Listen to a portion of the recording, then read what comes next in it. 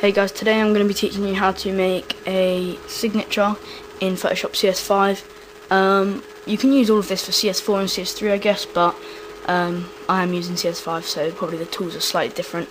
I would like to begin by just saying this is more for intermediate users, because I won't be going over sort of where to find any of the things, so you kind of have to have a basic knowledge of Photoshop. Okay, so I'm going to be teaching you how to make something that will sort of have an outcome like this. So yeah, I'll get started. So the first thing I want to do is go to File, New, and make a canvas 400 by 150 pixels. Doesn't matter what the colour is to begin with. Yeah, so once you've got that, you're going to want to find a background and a render. For this example, I'm going to be using a street render. Well, I'm sorry, a street background to place my render in at the, sort of in a minute. So you just want to kind of place that to where you like it, and then merge it to the bottom.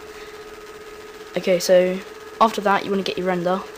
I'm going to be using Ezio from Assassin's Creed in mine. So I'm going to put him into my canvas and resize him to the size that I like. Make him slightly bigger.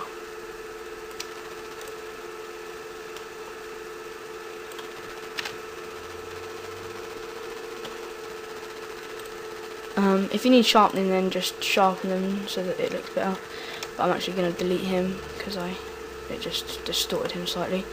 So yeah, just have a little fiddle around getting your render in the right place.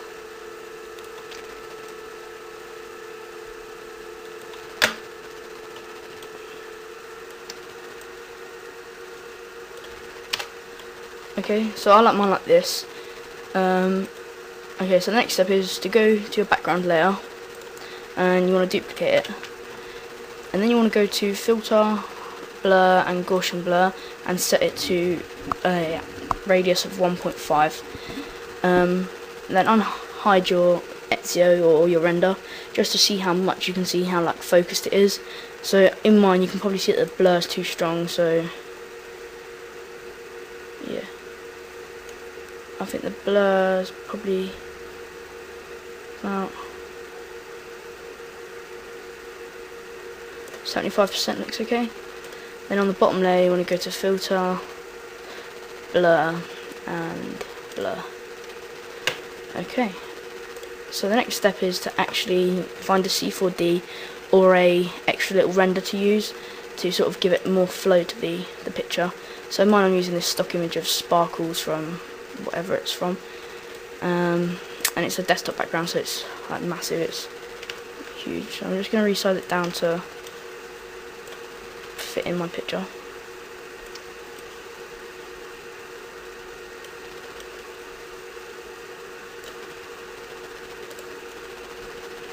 And then you want to set that layer to a lighter colour, because that kind of what's it called?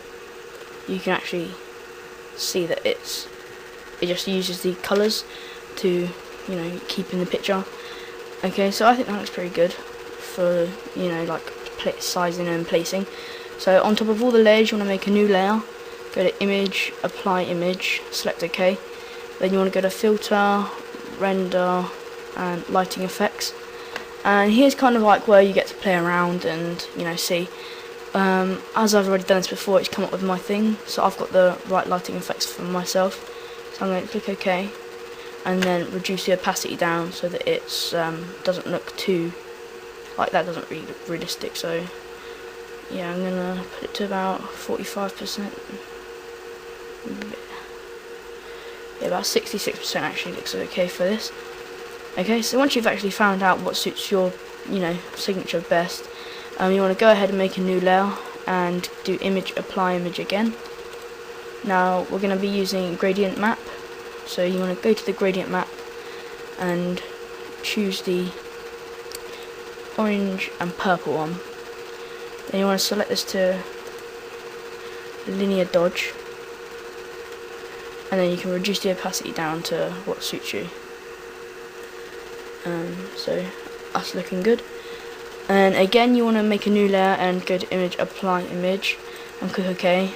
And then you want to go to the photo filter and for mine I'm actually going to be using a cooling filter to give it a bit of like difference, and then I'm going to be putting the opacity down slightly to about 10%, and then leaving it like that. So yeah, I think that looks pretty good. Now the final step is to make a border.